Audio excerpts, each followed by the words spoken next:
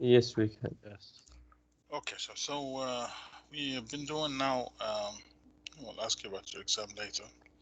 So this is 11.1, and in here we're just trying to understand what sequences are.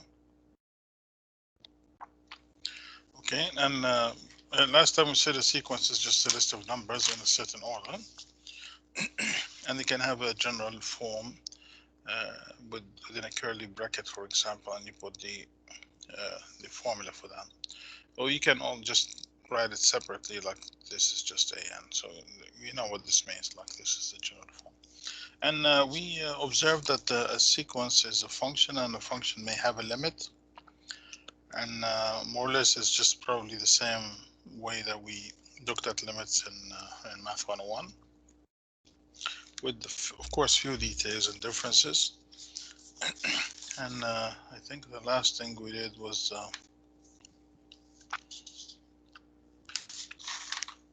if you had a sequence, and then for that general form you form a continuous function, then if the continuous function converges a certain number, then the sequence is going to converge to the same number. But we also said that the converse isn't true, because the sequence is only a selection of points, yes? And it may go to a certain, you may be very careful in selecting the points, and therefore you may have a limit similar to, for example, if you have a sort of a sine x. So that sine x, as x goes to infinity, does not, that has no limit. But if you're careful and picking up these numbers here, then they have a limit of 1. So a sequence may have a limit, but the continuous function wouldn't. But the reverse has to be true, that if the continuous function is going somewhere, for example, like this continuous function is going somewhere to a certain limit, yes, which is L, then if you pick up samples on that, which is the sequence basically, then the sequence must also be carried to the same limit, yes? So the converse of that isn't true, as we said last time. So these are some limit laws, if you wish, and they are more or less the same ones as you learned in Math 101. So if you have uh, the limit of a sum is the sum of limits, basically, yes? So the limit of an plus bn is just the limit of a alone plus the limit of b alone. Of course, if they exist, yes? And we have a difference, then you just have the minus sign here. If you have a constant times a sequence, general form sequence, you can take this constant out here, yes? Right? Okay. And the limit of a constant is just a constant. The limit of a product is the product of limits, yes? Right? There's nothing interesting here. It's just the same as 101, except that these are sequences.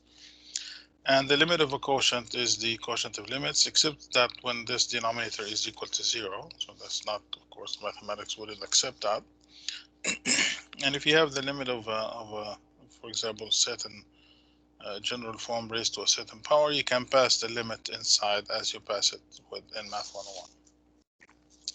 All right, with the obvious limitations that if p is greater than 0, then an has to be greater than 0. Otherwise, you'll probably end up with complex stuff, so just be careful with that. Okay, fine, fantastic. So let's just look at so these are again, the limits of Math 101. There's nothing interesting here. Okay, now the next theorem here is that if the limit of the absolute value of an goes to 0, then an itself has to go to 0. For example, let's just take an example of that.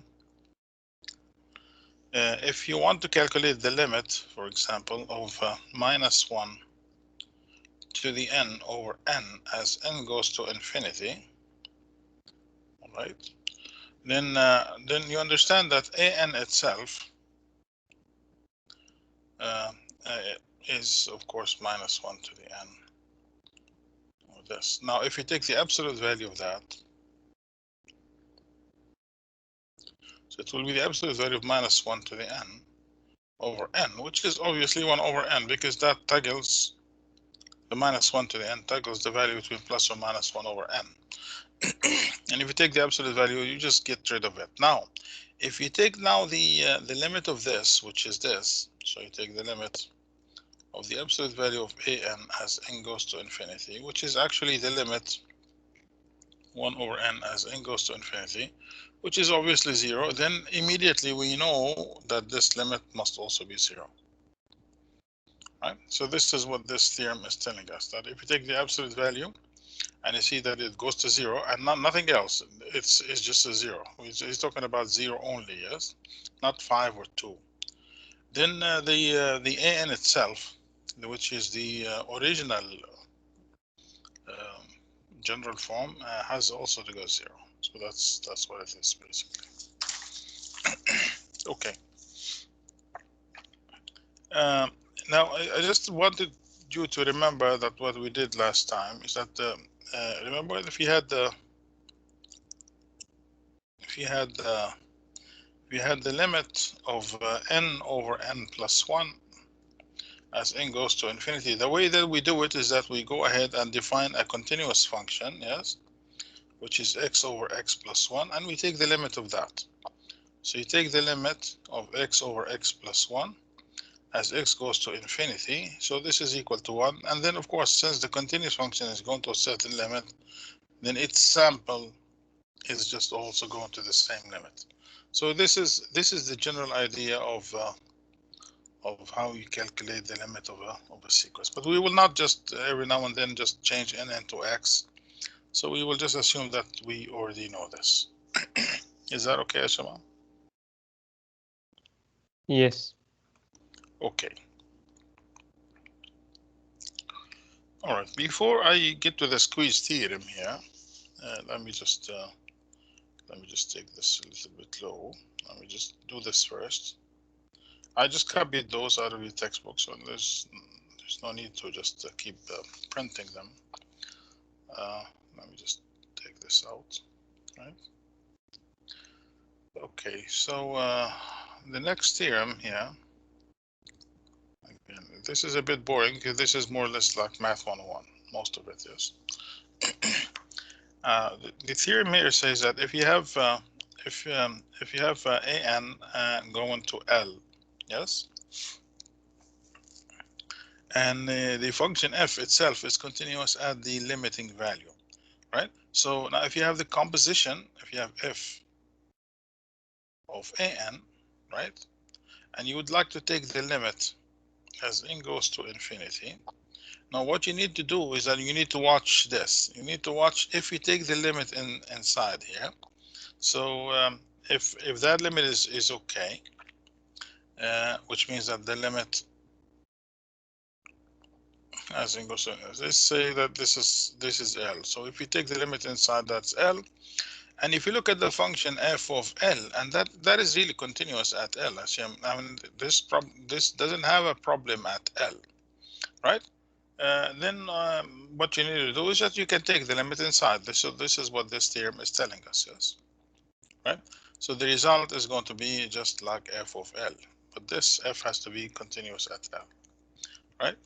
What does that mean? Is like this is a composition of I mean the function f takes the argument of an as an, yes, right? Okay, let me just give you an example. This is super easy, and I'm sure that you did this in Math 101 also. We're just wasting basically some time here, but what we want to do is that we want to go to discrete things, like over the integers now, not over the real numbers. So suppose that you have the sine of pi over n. Now what you do is that if you think of the limit as n goes to infinity, so this is uh, the limit of this, yes, of pi over n as n goes to infinity is actually 0, right? Isn't it? Yes, it's 0. Right. And if you look at the sine of well, this is continuous. The sine is continuous at 0, isn't it? Yes, that's one. Is a function. So this is basically L. Let's say that this is L, right? and we see that the sine of x or L is continuous at L. In fact, it's continuous at every point. Therefore, it is legitimate now just to take this inside, yes, and it will be sine of 0, and this is a 0, right? But the function itself has to make some sense at the limiting value. So this is what this is saying. Quite silly, right? And I'm not saying this silly in terms of science, of course, and I'm saying this is in terms of that we've seen this before. Okay, so let's see about the squeeze theorem now. Okay, so this is the squeeze theorem. What this is saying, again, similar to Math 101, if you have a functional form Bn, right, that is less than Cn, less than or equal, of course, and greater than or equal to An. So on a graph, let's say that this is the situation. This is like, say, n. All right, and let's see that this is actually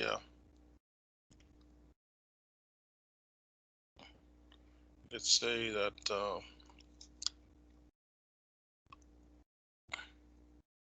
okay, now all of these guys are going to, let's just take them off. Yes.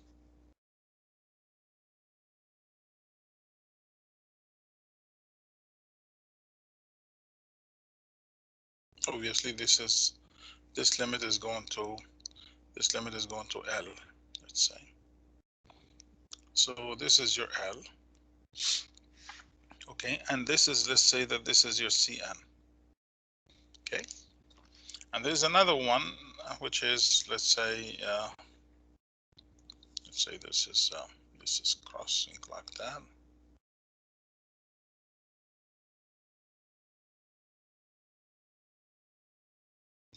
And this is, let's say this is An. Okay, and now there is a sequence here that is probably just jumping up here and down here. Well, this is doing probably this, yeah. Okay, but now after that, this is just squeezed between the two, yes? So we have a line here. Let's say this line. Okay, before that, we really do not care.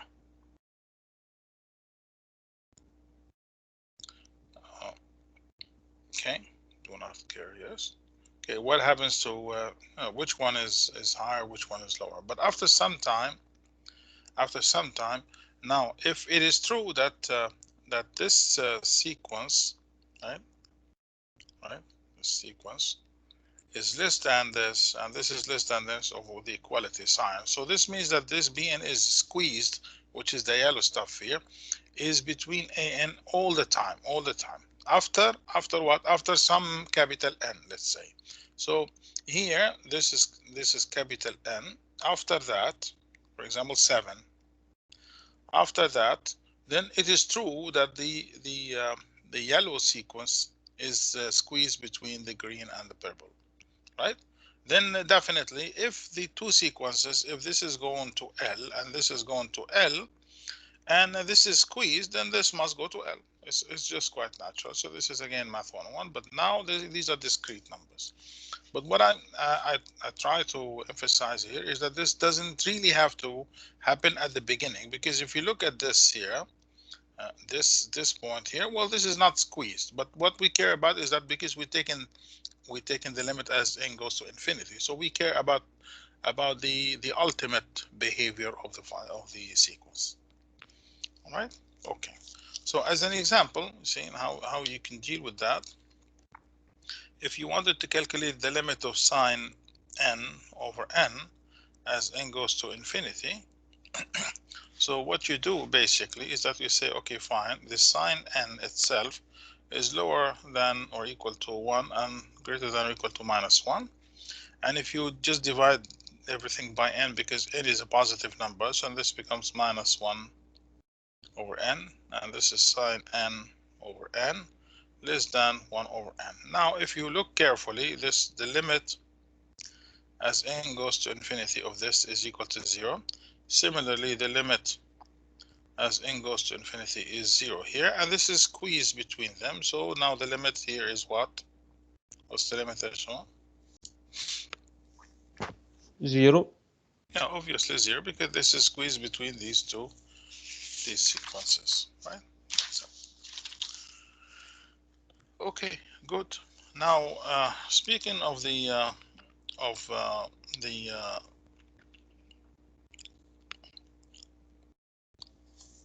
the squeeze theorem,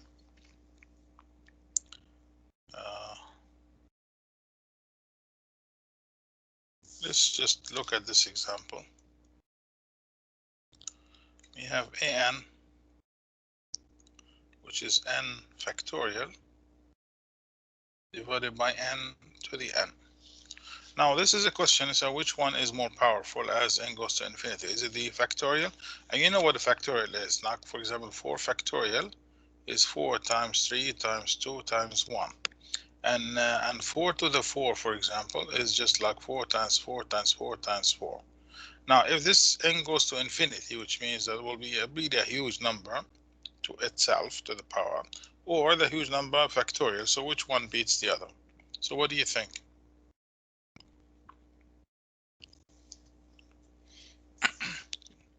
So this is what we want to calculate. We want to calculate the limit as n goes to infinity of n factorial divided by n to the n. So which one is more powerful? What do you think the limit is going to be, Yashua? I think the power is powerful. Yeah, you think so? Okay, let's see. Okay, so this is the limit as n goes to infinity. So what is n factorial? It's just like 1 times 2 times 3 times 4, all right, times n minus 1 times n, yes? This is what the factorial is. And now n to the n is just like n, and we have n and n. So this is what the power is like, right? Okay. Now let's see, if you look at, and I'm going to isolate this 1 over n, and I can tell you that this is n factorial over n to the n. And if you look at this, I want you to concentrate on this. Is this quantity more than 1 or less than 1?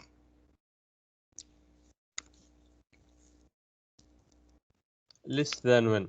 It's less than 1. Why? Because this is n and this is n, right? This is n, but this is n minus 1. So naturally, this is less than or equal to 1, let's say, right? Be safe, yeah. Right? So now this is, if this quantity is less than 1, so therefore it is natural that this is less than or equal to 1 over n, yes. Isn't it? Why? Because if I tell you that 3 over 10 multiplied by your box, yes, is not going to come, is not like your box, isn't it? Correct? Yes or no? Yes, yes. So we know that 3 over 10 times your box is certainly going to be lower than or equal to your box. Yes. Right. Okay, so this is, if you multiply by a fraction less than 1, then the number gets lower. So this is what it is basically. Okay, so we're saying that if you take this number, the whole thing here, this whole thing, and multiply it, and multiply 1 by something, this is lower than or equal to 1. All right, therefore that you must be less than the yellow thing here, which is 1 over n. Okay, and naturally this is more than or equal to 0 because it's always non-negative, yes. Okay, now we take the limit. The limit as n goes to infinity is 0, and the limit here as n goes to infinity is also 0. So what happens to that? Become 0.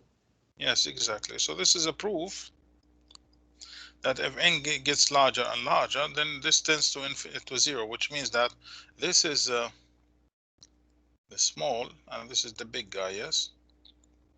Yeah, so that's what this is saying. Okay, right. So we're using the squeeze theorem to do that. Okay, we could also use a few exercises. Okay, let's just take the limit We'll do this quickly. E to the n over 3 to the n. Again, the way that we should do this is that we change this into a continuous function and see what happens, but I will skip that. So we will deal with n as a continuous thing, but knowing that it is an integer, and we are using the theorem, yes, that we can check the continuous function. If the continuous function has a limit, then this indeed has a limit too, yes? All right, so what is this? Now this is infinity over infinity. We use L'Hopital's rule, yes? And you understand, now n is not a continuous variable, yes? It's just a discrete one, yes? But we are skipping that, all right? So if you go to infinity, so what will happen to that? So it is e over 3 to the n, correct? Yes? Yes. E is 2.7, right? So that's a number that is lower than 1, correct? Right? And if a number that is lower than 1 to infinity, what will happen to it? Will go to 0, yes? Okay. Yes. Now, if you want a note in this, okay, we can bring a note. Like the limit as n goes to infinity of r to the n is either going to be infinity if r is greater than 1 and 0 if what? Is less than, yeah, right? Okay. Yes. Now what happens if r is equal to 1? If n, It will be 1 sorry. all the time. Yes, exactly. If r is equal to 1, so the limit of 1 as n goes to infinity is equal to 1. Okay. All right. So what happens if r is equal to minus 1? R is equal to minus 1. So what's the limit of minus 1 to the n as n goes to infinity? Does not exist, yes? Yes. Okay. All right.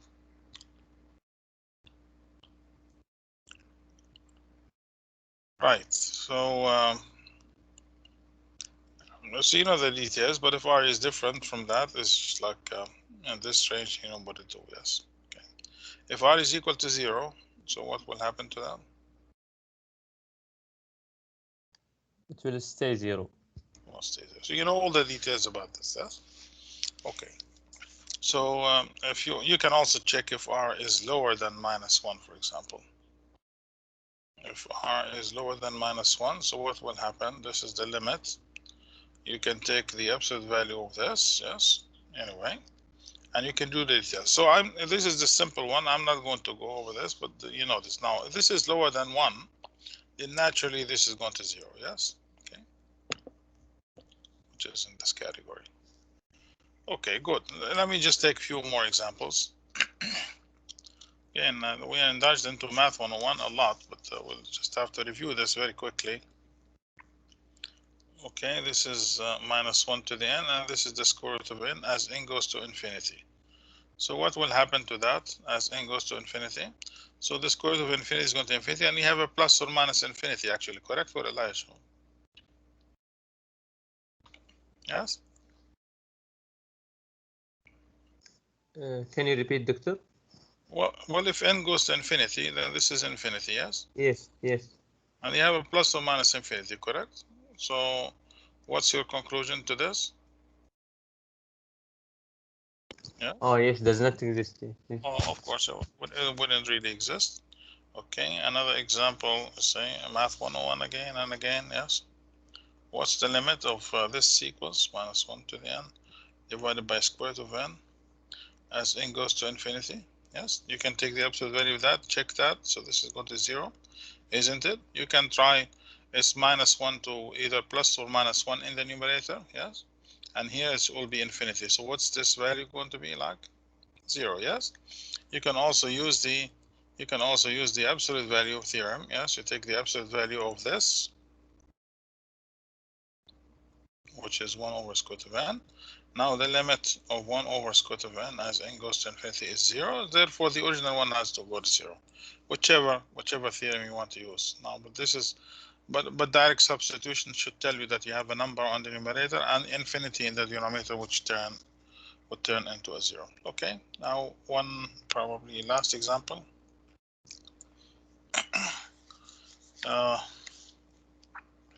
What's the limit as n goes to infinity of minus 1 to the n plus n divided by minus 1 to the n minus n. So what should this be? Okay, so we can divide by n, yes, up and down. So this is minus 1 over n plus 1 divided by minus 1 to the n divided by n minus 1. Isn't it, Ashra? Right. Yes. So this is going to 0, isn't it? So it will be what now? Minus 1, yes? Yes. Okay, so that's a known limit. Right. Okay, now we have another one. What's the limit of n sine 1 over n as n goes to infinity?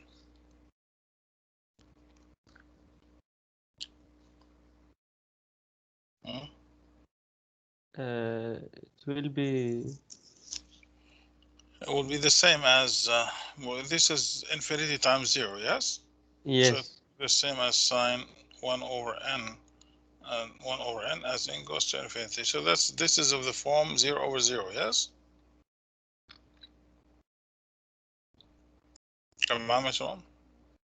Yes. Yes. You can think of w as 1 over n.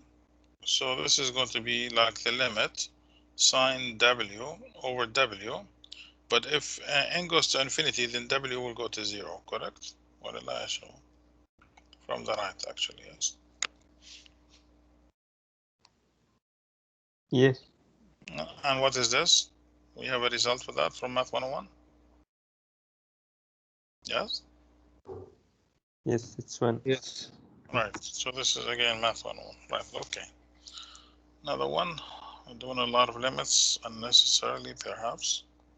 But anyway, let me just remind you what you did in Math 101. Divided by 2 to the n. Okay. What do you think this is immediately? Infinity over infinity. Well, is this infinity? This is a cosine. What is the maximum value for a cosine? Cosine squared and is lower than or equal to 1 and greater than or equal to what? Yes. Yes. 0 0. because Yes. of the square, yes? Yes. It wouldn't go negative. Now you want to divide by 2 to the n? Okay. So this is 0, lower than our requested function, lower than 1 over 2 to the n. Okay, now let's just take the limit. The limit is what here? What's the limit here? Isn't it? 0. 0. So this limit is also 0 by the squeeze theorem, yes? Okay. Let's just look at this sequence. 2n minus 1 factorial divided by 2n plus 1 factorial. We want to find the limit of this. So what's the limit of that? Okay, so we want to calculate this. The limit as n goes to infinity of 2n minus 1 factorial divided by 2n plus 1 factorial. So this is like what? This is the limit as n goes to infinity. Now, usually with factorials, you try to release the big one, yes? So this is the small one. You see that the one important thing about factorials is that you have 7 factorial, is you have 7 and then times the next number factorial, isn't it, Asham? Yes. Right, so if you have like m, so what will it be, factorial? It will be m multiplied by m and subtract 1 factorial, yes? Yes. Right, so now this is 2n plus 1, so it will be 2n plus 1 multiplied by 2n factorial, isn't it? Correct? Yes. Yes. So this is the limit as n goes to infinity. We have 2n minus 1 factorial divided by 2n plus 1 multiplied by 2n and then 2n minus 1 factorial, isn't it? Yes. And now this cancels with that. So what is this? It will be the limit as n goes to infinity of 1 over 2n plus 1 times 2n, which is obviously 0, yes? Yes. Okay, so this is how we deal with factorials. We try to lower the big one until it matches the smaller one. Okay.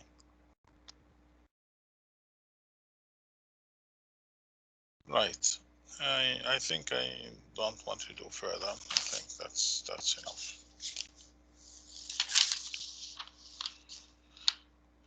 Right, so I have only a small definition here. Okay, let's see. Let me just go back to the 100% view. All right, so we said something about this. Now this is the last thing about this section that I would like you to know, and then we will go to the sequences, which is the most important part of the course. Now there's something called monotone sequence. Well, actually, monotone sequence is either an increasing sequence or a decreasing sequence. So that's what it is basically, right? So a sequence n is called increasing. So when can you call a sequence increasing? If the terms are just going up, so this is an basically will be lower than the next one, right? So this is an increase, of course, for n greater than or equal to 1. You can also say that this is not in the definition, but we use also sometimes the terminology ultimately increasing, which means that this behavior will happen after n equal, for example, to 7. So after capital N, let's say, yes, it doesn't really have to happen at the beginning.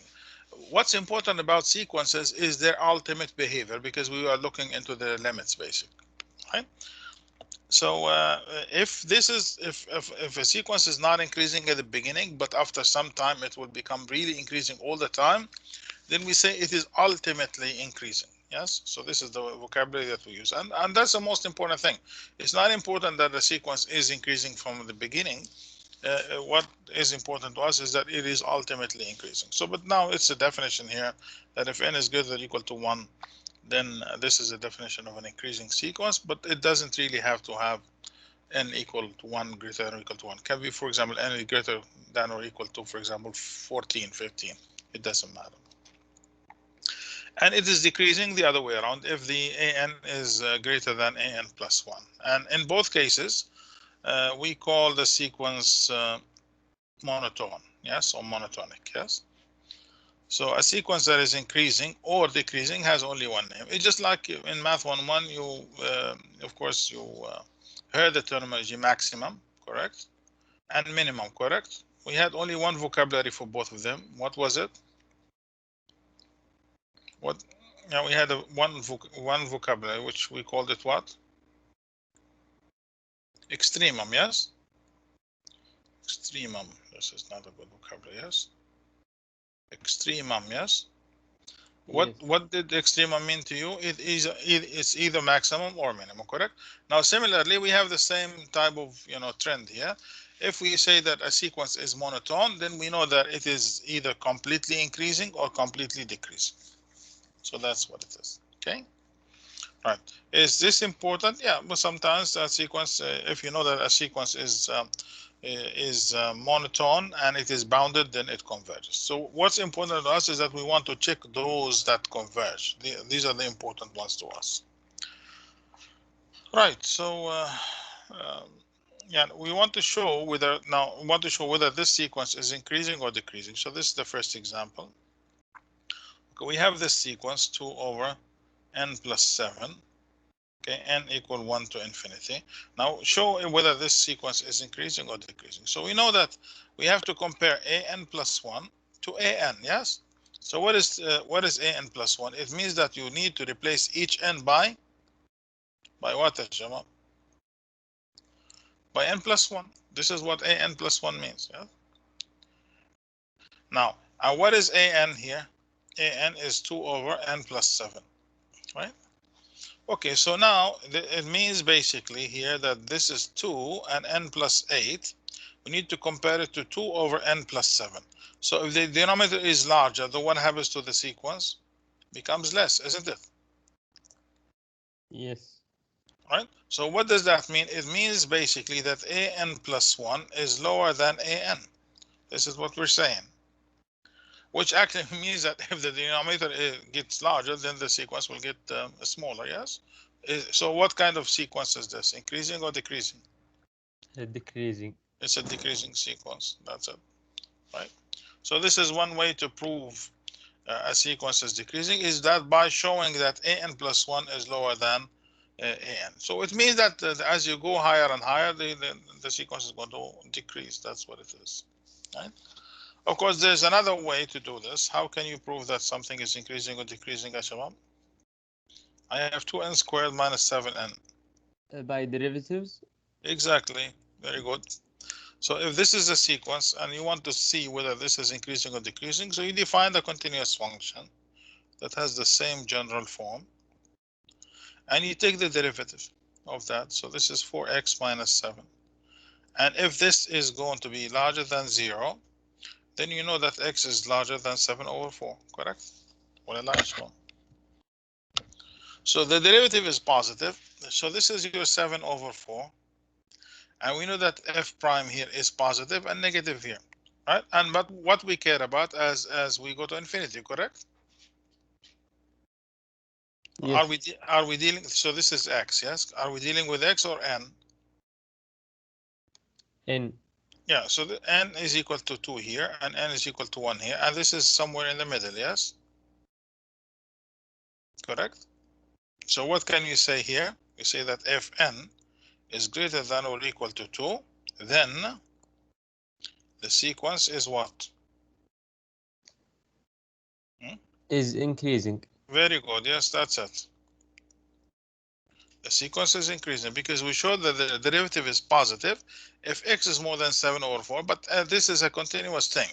So the very first number that you want to pick for n is 2, because that 7 over 4 is somewhere here. So we can conclude that if n is more than or equal to 2, then this sequence is increasing. And let's just look at these terms. If n is equal to 1, what do we have? You have, this is minus 5, isn't it? If n is equal to 2, what would it be? 8 minus what? Minus 14. Yes, which is minus 6, isn't it? Yes. And then if n is equal to 3, what should it be? This is 18 16. minus 21, isn't it? Yes. Which is minus 3, yes? And if n is equal to 4, let's say, okay, 4, so this is 32, yes? Minus 28, 28. which is 6, yes? 4, yes? Blah, blah, blah, etc. Let's look at this here. So what's happening? We are at minus 5, and this is going lower, yes? So this is decreasing here, isn't it? Yes, decreasing. And then what happens after that? This is shooting up. Well, Elijah. Yes, From yes. minus 6, minus 3. And this is what we've just proved here by only the derivative. Okay, fantastic. Now, here is another one. So there's one method here just to show the relationship between an plus 1 and an, and or showing that derivative is positive or negative. And there's a third way, is that looking at the at the ratio an plus 1 over an. If this is greater than 1, what will happen to this? Which means what? An plus 1 is larger, yes? Yes. Okay, so we can also check this ratio. As an example, here's what we have. We have n factorial over 4 to the n, and we would like to see whether this sequence is increasing or decreasing. Okay, so we look at an plus 1 and divide it by an. And the reason why we do this, that because we've seen a factorial here. Once you see a factorial, the best thing you can do is just get a ratio or something like this, so there will be a cancellation. So an plus 1 means that what? I have n plus 1 factorial divided by 4 to the n plus 1. And I would like to divide this by an. If I divide this by an, I will just simply flip this, yes? So this becomes 4 to the n divided by n factorial. Does that make sense to you, Yashar? I'll just convert this into a multiplication and flip it, yes? Is that fine? Yes. Do you believe this or not?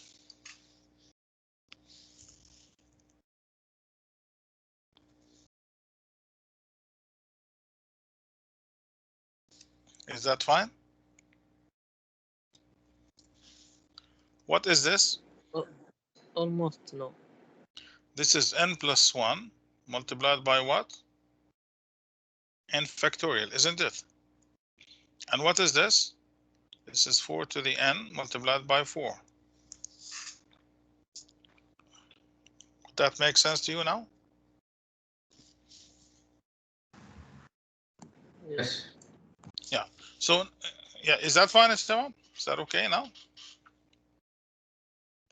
Yes, okay. So n plus 1 divided by 4 is greater than 1 if what? If n is what? Is greater than 3, isn't it?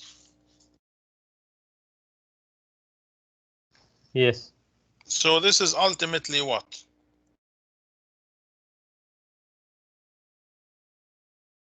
Ultimately Yes. increasing, yes? Because an will be larger than an plus will be larger than n. It's more than 1. And you can check this out. You can, yeah, let me just generate some of the values for you of n factorial over n. Now just not use a machine so I don't have to waste time, yes?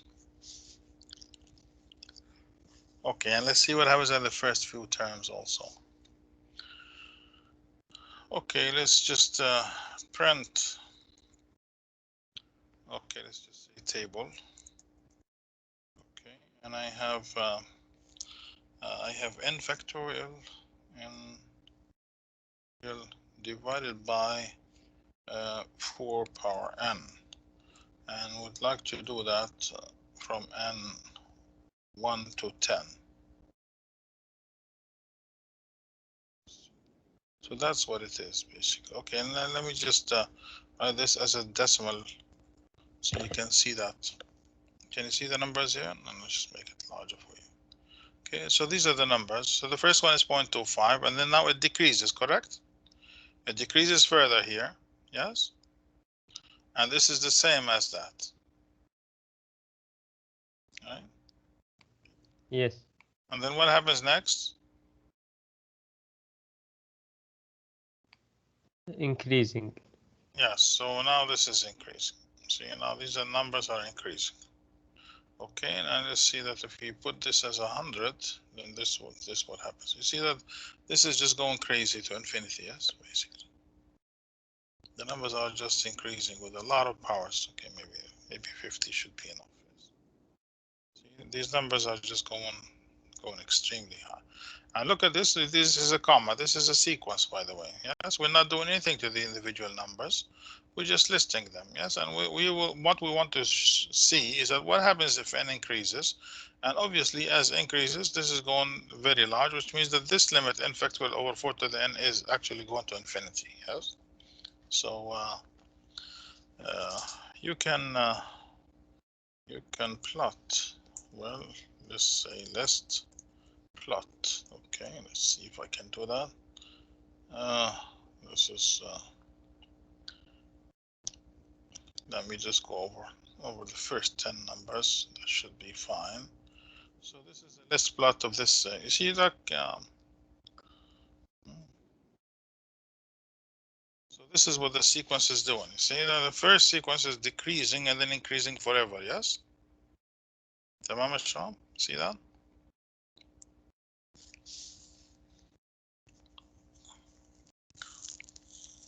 I hope this is clear to you. Yes, clear. Yeah. Oh, okay. So what do you want to do with sequences? Right.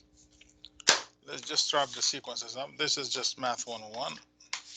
That is not extremely interesting, but what is very, very interesting is what is going to come out soon. Okay, so now please, I want you to concentrate. We have 9 sections of series in this course. All right, and if I lose you at the very beginning, so that is not going to work out very well. let's just start fresh now. Okay, so again, this is section 11.2. Okay, and we're talking about series now. That 11.1 was just only sequence. So what is a series basically? Is something like this. So you have a list of numbers, 2, 3, 4, and well, actually you want to add them. This is our interest. So we're not just listing them, we're just adding them. So what happens after a while is you get tired of that. So you have an ellipsis here or 3 dots, and you say, okay, fine. I have the general form of that, which is n. Well, actually 1, 2, 3, 4. It means that n is equal 1, 2, 3, 4. So that should generate everything. And then we put also another ellipsis here, which means that this is going on forever. There is a way to do this. There's a short way. Either you list it as such, or you say, okay, fine, I'm going to put this as, okay, this is the general form. And I say, I put my general form here, which is n. And I say, okay, n has to go from 1 to infinity. So now let's look at this summation notation. So this is the sigma notation. This is the starting, this is the index, n is the index. And this is the general term. Some people call it the nth term. And this is always going to infinity because this is our interest in this course. All right. And this is the sigma notation. Yes, this is sigma. Okay. And now once I give you this, like I say, all right, fine. This is 2 to the n. Let's say n equal 1 to infinity. Actually, you can expand this by trying n equal 1. So this is 2 to the 1. And then what happens to the next? You just add this to the next number, 2 to the 2. You add that to 2 to the 3. And so forth. So this is what it means, basically. You just want to add these together.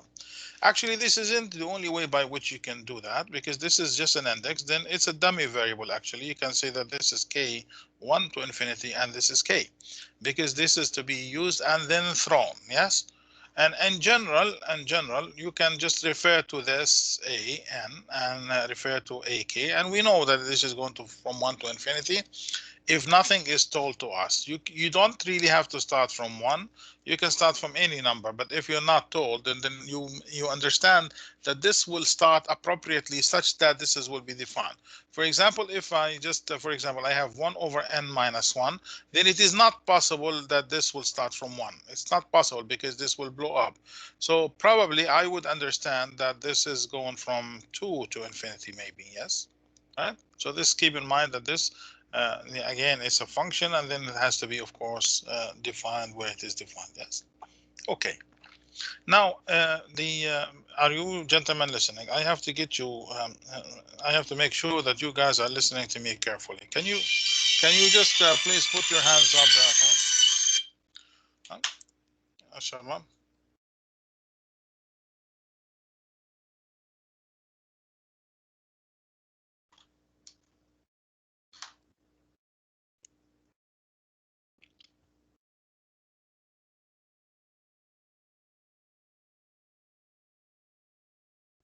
Okay. Okay. Good. So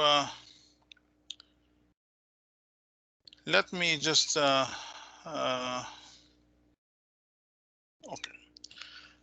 Let me just make this very, very important statement. Like you have a series. Let's say that this is n1 to infinity. So you know that this is like 1 plus 2 plus 3 plus 4 plus 5 plus 6. And you think that if you sum this up, this is going where, Yashar? Infinity?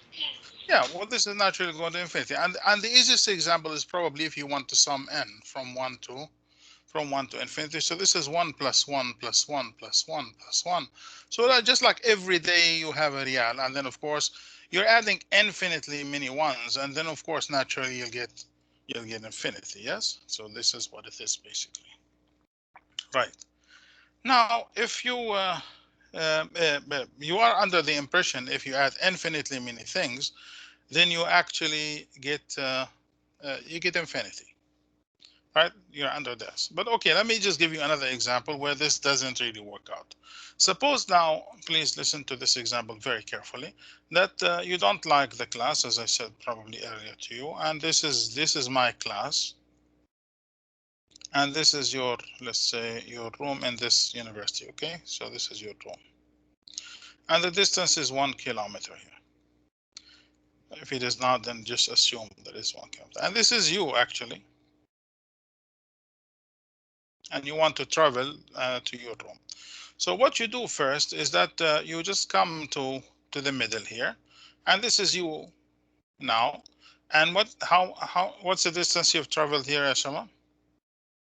Half It's kilometer. half kilometer, right? And now what you do next is that you also go half of this distance. So now, so this is you here. And this is what? What is this distance, Ashama? Is one quarter, okay? Now you do the same thing again here. So this distance is 1/8, right? And this is you again. And then you do the same thing again. So you are here, and this is 1/16, and so forth. So what does that mean? It means that, well, actually, there will be some distance remaining every time that you come to a new location. And if this is the case, all right, then you have to take half of it. So this is an endless process, correct? What did I show? Now this is 1/16. Now the next time that you want to do this, you will take half of this, and this is you. So this is 1/32. And well, of course, there is 1/32 here, and you'll do the same thing here, regardless of how small this is. Then you will just take half of it. So this is an endless process. So the first thing that you learn out of this, that if my class is boring, that you will never reach to your room. So don't leave. Yes, you don't reach. Okay, so what is the total distance you have traveled? Is 1/2 plus 1/4 plus 1/8. Yes, well, let's just pick them up. Yes, 1/16, 1/132, 1/64, 1/128, blah, blah, blah, blah, etc. Correct? So what is this like, Ashalam? This is 1/2 to the n, actually, and from n equal 1 to infinity, isn't it? Okay, let's just check this out. Yes. So what is 1/1? This is 1/2. This is 1/2 squared. This is 1/2 cubed. This is 1/2 to the 4, which is 16. 1/2 to the 5, yes, blah blah, etc. Which has this form. But you see that if you add all these up, so this is going to come up like what? What's the total distance? 1. Yes, it's exactly 1. You see, but how many terms are you adding here? Infinitely. Infinitely many, but the distance is what, Ashabab? 1 kilometer. Is 1. So what is the idea here? That adding infinitely many things, infinitely many things, you have two ways. Either they will converge, they will have a sum, just like the previous example, or they will just diverge, which means that they will not have a sum. And the obvious example is just if you have 1 real every day until eternity, yes? 1 real every day, you will never get to a certain number, yes? You go to infinity. So what is it that you need to do now, ya Shabab? You need to get rid of the feeling that adding infinitely many things will always give you infinity. It is not true. And this example should defeat it, yes? You are adding infinitely many numbers, and then the answer is just simply 1. Okay? So adding infinitely many things will not really produce infinity all the time. Okay, Asham? Right. So we've got rid of that thing. So now, if I start with this problem fresh, right? And I say, okay, fine. Let me just give you this example. I say 1/2 to the n, from n equal 1 to infinity. And I say, what is the sum of this? What is the sum? Of course, you know that it's 1, but suppose that you do not know. So what are you going to do about it? How are you going to calculate this? Okay, one way to do this is that, okay, I'm going to try. You see, this is 2 squared, this is 1/2 cubed, blah, blah, blah, blah, etc. But how many of these are you going to add? You see, this is crazy. I mean, you wouldn't even know the sum. You just keep adding. Are you going to add 5, 6, 7, 8, 20, what? And then if you stop there, will the sum be reasonable? No, probably no. Okay. So we need a way by which we could calculate this series. So we are interested in finding out the sum of this series. Now, supposing that we do not know. All right. So let's look at this here. So this is our objective, and we give it a name. So this is like an from n equal 1 to infinity. And again, this doesn't really have to be 1, could start from anything. So this is my official series now. Okay, now we say that the first term, okay, let's just learn the terminology. The first term is a1, the second term, yes? So what's the word here? Term is a2, and the general term, or we call it the nth term, is an. So that gives you the formula for the subsequent terms. Is that okay? All right, Asham? Okay, now, so if you look at this series, which is n equal 1 to infinity, so it is actually the first term plus the second term plus the third term plus the general term and blah blah, etc. to infinity. So this is what the series is. And now please listen to me carefully. Now any one of these a's is called the term. Is the first term, second term, third term, etc. Okay, how do I add them up? So the problem here, is how to add infinitely many stuff. So we're going to play a trick. We're going to define what we call the partial sums. Partial sums. Please listen to me carefully. So what is a partial sum? A partial sum is the following. I'm going to come here and say, okay, fine, the first partial sum is 1. It is not the first term, it's not the second term, it's just the first partial sum, which means I will go to the series and I will just pick up the first term.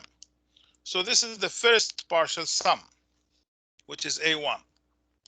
Now, I go to the next partial sum, which is the second. It is not the second term, it's the first term plus the second term. And it's a sum. You see, it's a sum. Something is being added. So it's the first term plus the second term. The third partial sum, as you might guess, is what, Ashama? A1 plus A2 plus A3 only. Yes?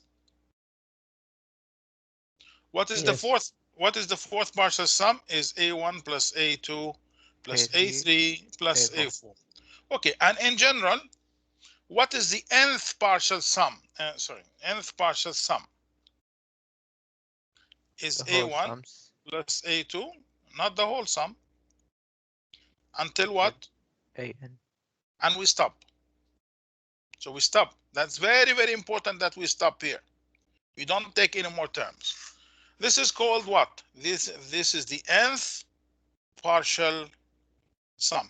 Why do you mean by partial? Because we're not taking the whole sum. We're taking only part of the series, yes? So we'll take part of the series until we stop at that an. So this is called the nth partial sum. You see, what is the sum of the series, Shabab? What do you think the sum of the series is going to be? Isn't it the limit of Sn as n goes to infinity? Yes or no?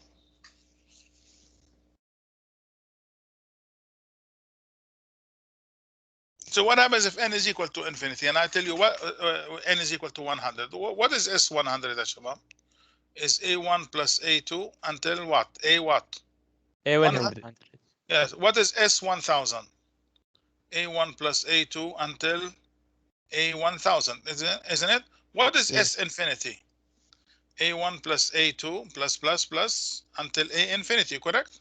Which means what? What is this actually? Is the total series, yes? Isn't it? Yes. Yes. Yeah. So now if you take the partial sums and you let n go to infinity, you actually get the total series. So this is basically, this is equal to this series. N equal 1 to infinity. This is an. This is the most important thing that I want to tell you today. Is the sum of the series is actually, if you cut the series at n and you let n go to infinity, you will have the same thing. Is the limit of the n partial sum. Now, if this converges, if this limit converges, or this has a limit, or this, let's say, exists, yes? Exists, or does not exist. If it exists, actually, this means that this is the sum of that. If it doesn't, this means that this sum has no sum. See, like it's too bad. It's going to infinity or oscillating or doing any crazy thing. Is that okay, Sean? Right? So this is how we're going to trick these series by finding the partial sums. Okay. All right. So let me just go back to the example here, right?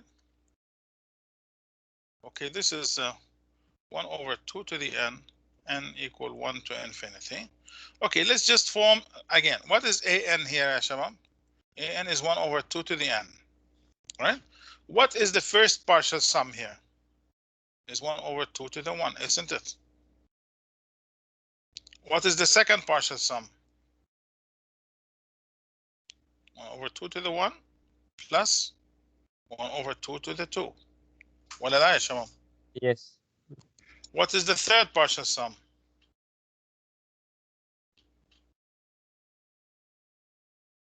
Plus 1 to power 3. Okay. Now, what is the nth partial sum in general? 1 over 2 to the 1, 1 over 2 to the 2, 2 to the 3, blah, blah, blah, until you reach what? 2 to the n. Right? ولا أنا غلطان يا شباب؟ Yes, correct. Okay. Right. So now let me just put this again. So Sn is equal to 1 over 2 plus 1 over 2 squared plus 1 over 2 cubed, blah, blah, blah, etc. And then I have 1 over 2 to the n. And the one before is what? Like 1 over 2 to the n minus 1. Yeah? Okay, fantastic. Now, how do I find the limit of Sn as n goes to infinity? So I find the sum of the series. Okay, let's just look at this. A very common mistake. Okay, let's look at this here. So what's the limit of 1 over 2, Shabab? Is 1 over 2. 1 over 2 squared is 1 over 2 squared, yes? 1 over 2 cubed, 1 over 2 cubed, blah, blah, blah, etc. What's the limit of this as n goes to infinity? Infinity. This is 0, isn't it? Oh, yes, 0. And what about this? This is 0. Now, what about in the middle here? How many terms do we have here? Now we have infinite terms, correct? Yes? Yes. And what's the sum of them? Well, actually, we're going back to the series. So this is a very stupid idea, just to take the limit of the individual terms, because you have more or less the same thing. Yes, the trailing ones are going to 0. They are going to 0, but they're not 0. This is a lit. They are very, very small, and we still have to add them. Yes, they are very close to 0, but they're not 0. Yes, that's a limit. So again, how am I going to add all these up and then of course come up with a so this is not a good thing. It's just to like go to the individual terms of the nth partial sum and then find the limit for each individual term, because you'll end up with infinitely many terms and you will just cycle yourself back to the same problem. I'm going to play a small trick here. Let's look at this here. I'm going to just multiply 1/2 by Sn. So what will it be here? It's 1 over 2 squared, isn't it? Plus 1 over 2 cubed. I'm just multiplying 1/2 everywhere. So this is what? So 1 over 2 to the 4. You agree? Yes. 1 over 2 to the n. Yes? Plus 1 over 2 to the n plus 1, isn't it? Yes. Okay, now let me just subtract. Okay, so you have Sn now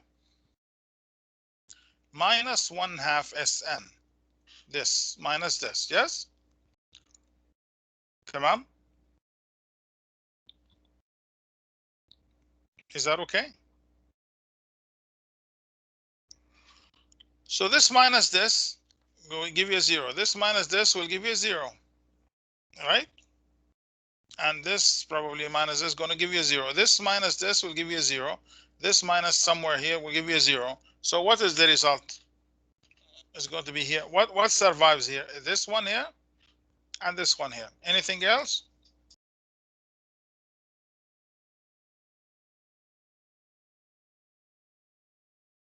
Anything else, Hasham? Everything else will be cancelled. Yes, exactly. So you have 1/2 minus 1/. Remember, we are subtracting, yes? That's all. I don't have infinitely many terms. I don't have n terms. I have only these small terms.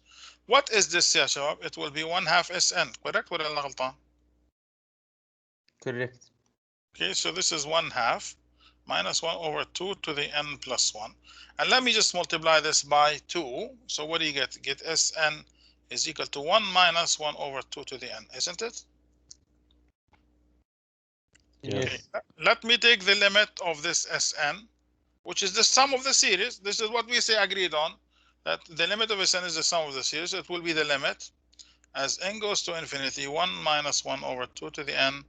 And this is going to go to 0. And then the result is what, Ashawan?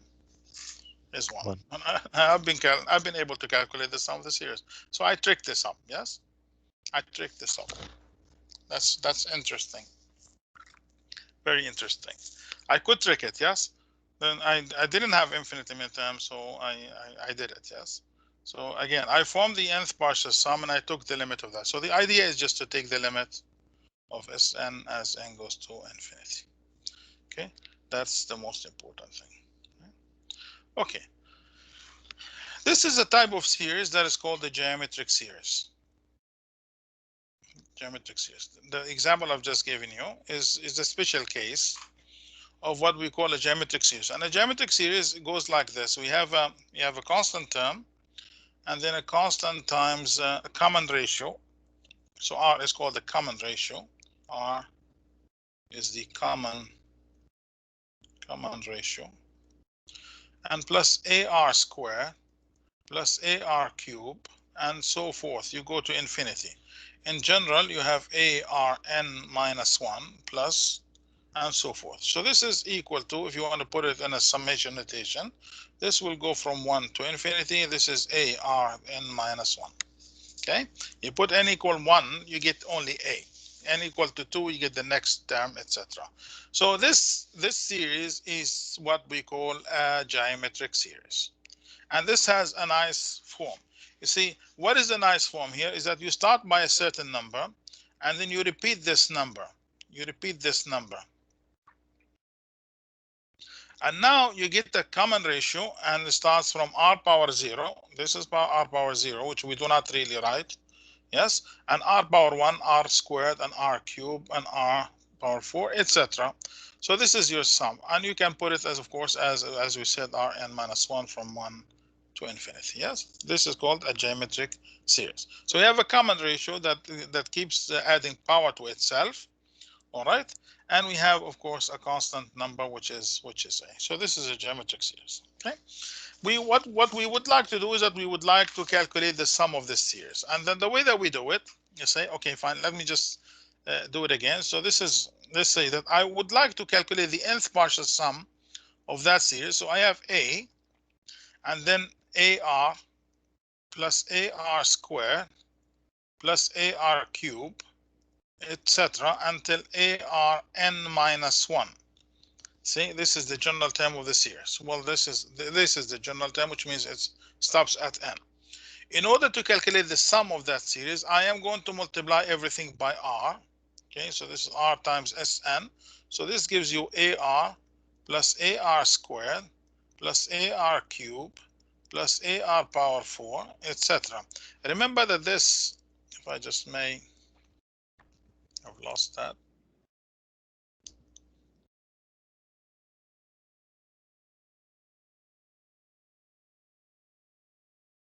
Sorry.